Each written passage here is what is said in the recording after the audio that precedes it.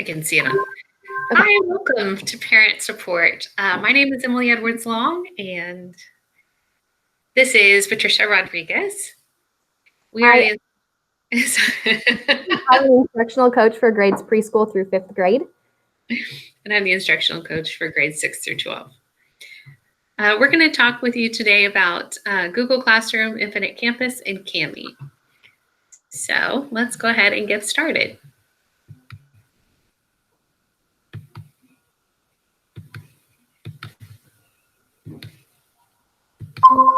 Okay.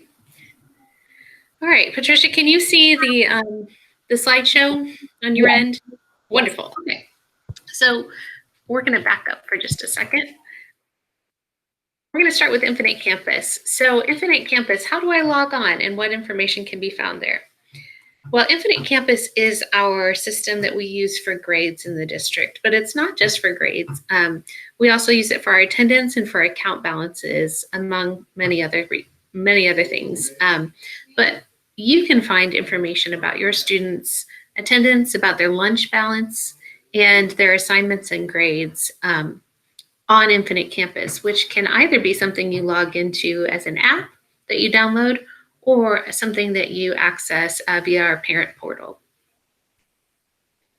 So the examples that I'm going to show you today are from a phone app. So it may look a little bit different if you were to go through parent portal.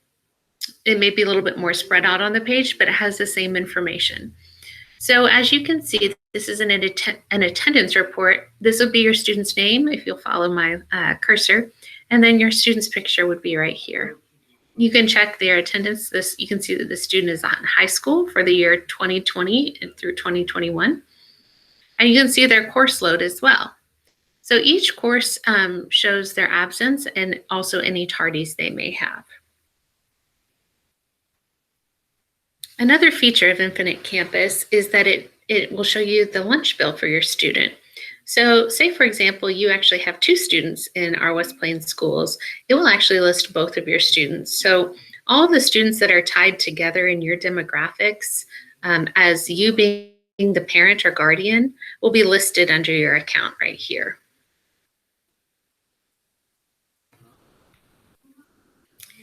Another feature which is really helpful for parents is that you can see the class grade reports. So this is one of two screens that I'll show you. So at first, you would toggle through those through attendance and through the lunch bill and grades by clicking on this button up here, the 3 lines. And then you would select grades. You can see that it would have a cumulative GPA. The student that we're using right here is a freshman, so she does not have a cumulative GPA yet. This is her first semester. Her classes listed are right here in blue. And the reason that they're listed in blue is because you can click on them and expand them to see the assignments. So the semester grade is the most current grade as of right now. Now, note that it will say in progress until the semester is over. The progress report grade stays the same until a new progress report is issued. So you won't see necessarily a change in that, especially if your student has turned in a bunch of missing work. That grade will stay the same, but the semester grade should change as they've submitted any missing or incomplete assignments. Okay, now if I were to select a class, that blue hyperlink back there, I could expand the class as well. So that was kind of the course info. I can look at the grades.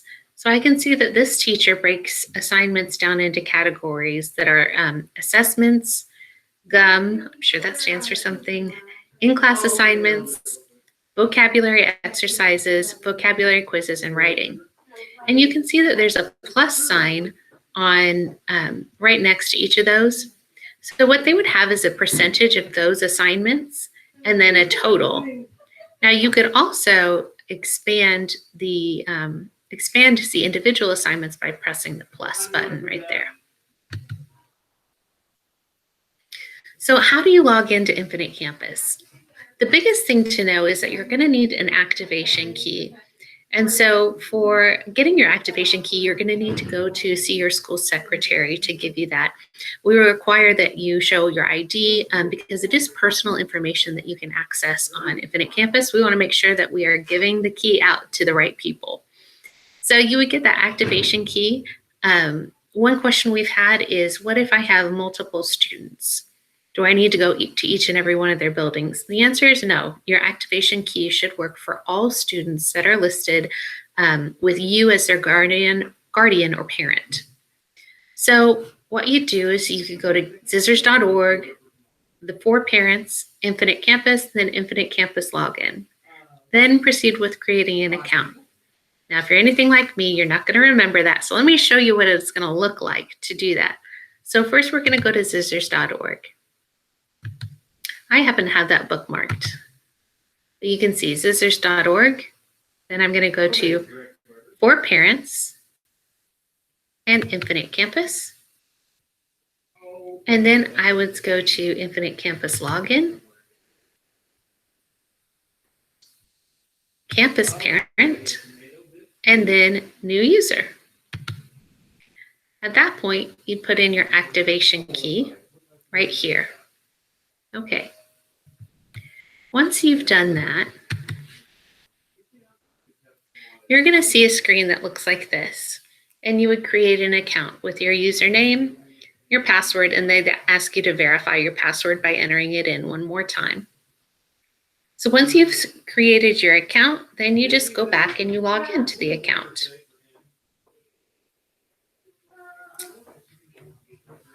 Okay, next up is Google Classroom.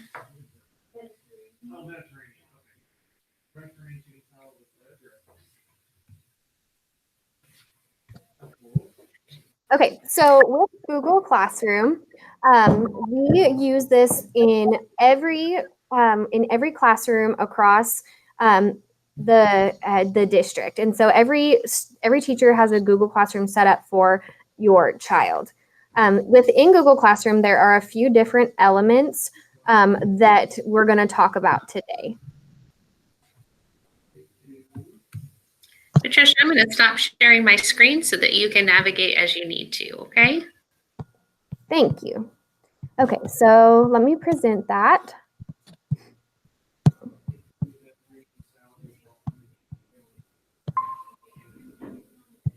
Okay, so we just want to provide some support to you so that you can best support your child in the virtual classroom.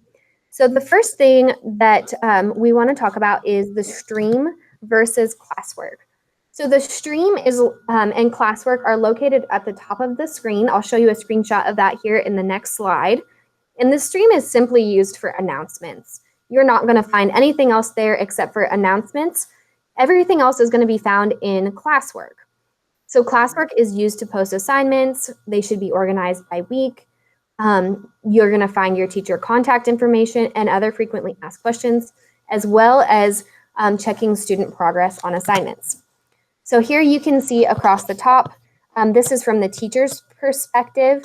So I have a couple of different options here that your child wouldn't have, but they do have the stream and classwork. So the stream is only used for announcements. For classwork, this is a student view. So you would see that each of these have been assigned to this student. You can see viewing the student's work, the Google Meet link, access to their calendar, which would show all of their assignments, and then the Class Drive folder, which is a folder that has all of the assignments they're working on or have completed in it. So the to-do list is an awesome tool for families because this is a place you can go to refer to see if your child has completed and turned in all assignments. So kind of think of this as a checklist for your students' work. Now, one thing to just keep an eye out for as parents is that students can submit incomplete work in order to clear their to-do list. So maybe they're feeling overwhelmed by the assignments and they just want to get that cleared. They may just submit a blank assignment. So of course the teacher can't give them the grade because the assignment has not been completed. So just have that quick conversation with your child. to make sure that they have completed those assignments. You would find that under the classes they're enrolled in and this to-do button. So once you click this to-do button, it would take you to the screen that looks like this, following my cursor. You click the to-do and you get this screen. So it shows you there's assigned assignments, missing assignments, and done assignments. This is the title of the classroom. And then right here, it would show the due dates. And then each assignment is listed according to when it was posted or according to the due date. So again, there's no due dates on these, but if there were, you would see that here. So submitting work. Your child may have completed the assignment, but they did not click that turn in button. This is super important because if they do not turn in the work, it doesn't, just by clicking that button, it does not signal to the teacher that they're done with this assignment. So it may be considered incomplete, or they may have a 0 in the grade book for not having that done. It's just a missing assignment. So the turn in button just signals to the teacher that the student is finished with the work. So that's what this looks like. So here is the assignment, the due date, the title of the class, and then over here is the child's work, and then they would click this button to turn it in. Another feature of Google Classroom is every child has a student email. The use for student email is to check for teacher instructions and excuse me, to email teachers with any questions you have. Transitioning into working offline. So in the classroom, students are given the opportunity to make their assignments available offline, whether they're downloading it to the Chromebook or whether they're just using the toggle to make their assignment available offline. So in order to do that, you can see up here this wheel that would click on for settings. And in that settings, you have to click to make assignments available offline. And then each individual assignment is made offline. So you can see that this is toggled over to blue to make this assignment available offline. Now, if you are at home and your child is needing to work on something, but you do not have Wi-Fi access in your home, or the assignments have not been made available offline, we have a few Wi-Fi access points across the district. There are also some across the city of West Plains that you can find public access points, such as the library. On campus at the high school, we have a Wi-Fi access point at the parking lot by the old tennis courts. The middle school has teacher parking, has a Wi-Fi access in the teacher parking lot around the back of the building. And then the middle school has also offered internet cafe. And you can contact the building to find out more information about when those are offered. Or Miss Edwards may have information about when the internet cafe is offered. I know it's twice a week in the evenings. I believe it's right after school, and it's just a work time for students to come in who need that extra internet access, and a teacher is there that can help them. But beyond that, I'm not sure about the specific days, but I do know that they send those out in the weekly announcements. Perfect, thank you. The elementary has a Wi-Fi access point at the parking lot by the trailers, and then both South Fork and the Career Center have access points in their parking lots. So one thing that is a feature of Google Classroom is you will see your child's grades. However, these are not an indicator of the final grade or even your child's progress towards their grade, because there are assignments that are being given in class. There are assignments that are being given offline. And so please check Infinite Campus for the most current status of your child's grade. Okay, and then the next thing we're going to talk about today is Cami. Great. All right. So if you haven't heard anything about Cami yet, it is an amazing tool that our district has purchased. And really what it does is it makes PDFs available offline. So you can edit a PDF, which is, if you're not huge into computers, a PDF is just an image. So normally it wouldn't be something that we would be able to edit. But with the use of Cami, not only can we edit it, but we can add even more things. So you can see on the screen that you can type, you can draw and write. You can also insert shapes, voice memos, and video memos on Cami, and that is all offline as well. So it's a pretty amazing program. Let me show you a little bit about how you could use that. So my math teachers are always using this because it is a wonderful program, and they asked me to model how you might use some of the other tools that are a little bit more math centered. Okay, so here I have coordinates. I have a function table. And so I'd be putting in my coordinates down here. Oh, I need to open it with Cami first. Do you see how this is plain right here? This would indicate that this is just the PDF version. And as you can see, I can't do anything with that right now. I'm clicking on it. So I need to open it with Cami.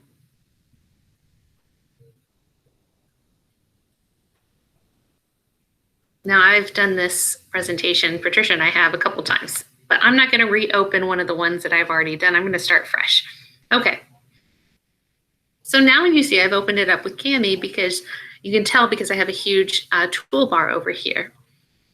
So I spoken with you a little bit about the instructions, right? I'm going to need to put in numbers here that show the coordinates that I'm going to plot on the graph down below. Okay, so I know, okay, if x is 0, I'm going to insert a text box. X is 0. Y is going to be 1. 0 plus 1, right? Oh, and I kind of need to move that up. That's not so great. See, I can edit that. Oh, yes, I definitely want to save to drive. Okay, so I can insert text boxes just by clicking on text box and clicking where I'd like for it to go. I can edit how large the font is up here. I can edit the color of it as well, right here. So same thing, I can edit the font size or the color. Okay, so say I've completed my whole table up here. Now I'm going to go and I'm going to plot my points. So for this, I would use a drawing tool, and I can change the thickness of the stroke. I'm going to make them nice and big. I'm going to use red. So I said 0 and 1, put a dot, 0 or 1 and 2, 2 and 3, 3 comma 4. Okay, so now I've plotted my points. Drawing a line would go to shapes. I choose the line, and I'm going to choose yellow so I can still see where I've plotted my points. And let's say I draw a line like that. Oof, that's not really great. So I'm going to need my select tool to choose the line and then move it down to where I need it to be. I can also straighten it out. Okay. All right, last but not least, I know it's a line, so I'm going to add my arrows. It is not a line segment. There we go. So that's an example of how you would use the drawing tools, the shape tools, and the text box. But what's also really cool is, say, for example, your teacher wanted you to leave a comment about how you knew how to do the work. You have options. You could leave a text comment, which means that anywhere that you click, say I click on the 1, I can type into a text box that will pop up when I highlight the number 1. So I could just type in, this was simple. And then the teacher could write a reply, or I could even write a reply to myself if I wanted to expand on that. Now, say I wrote something and I didn't like it, I can just X out of that. I can also leave a voice comment doing the same thing. Wherever I click, it's going to start recording. You can see that it's starting to record right now. Same thing with a video comment. Wherever I click, it will start recording. And it's telling me that I'm playing a picture within a picture, and I understand that.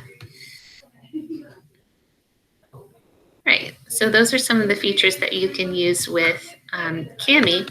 Before we go, I do want to point out one other great feature that we love is text to speech. So say your student needs assistance with reading and reading instructions. What you do is you would just put your cursor where you'd like for it to start. Build a table with coordinates and draw graphs for each equation. Graphing linear equations. 1. Y equals x plus 1. 2. So you'd press the stop button whenever you would want to stop that. There are other things that you can do, like inserting equations for math. That's really helpful. Adding media, a signature, and then a dictionary. What's also important to know is that after you do your work, you're going to want to save it. And then, since I'm not a student, I don't have it, but that blue turn-in button that you see on the Google Suite assignments or Google Classroom assignments, you'll see that here too, because this feeds into our Google Classroom. So that's a little bit about Cami and how you can use that to edit PDFs to turn in work for your students. We appreciate you guys joining us for the video today. In preparation for this, we were thinking about our current situation and we found this quote. It says, "Children are the priority, change is the reality, and collaboration is the strategy." So we want to thank you for the time that you're spending investing in your student, and encourage you to please reach out if you have any questions or any needs in how we can support you.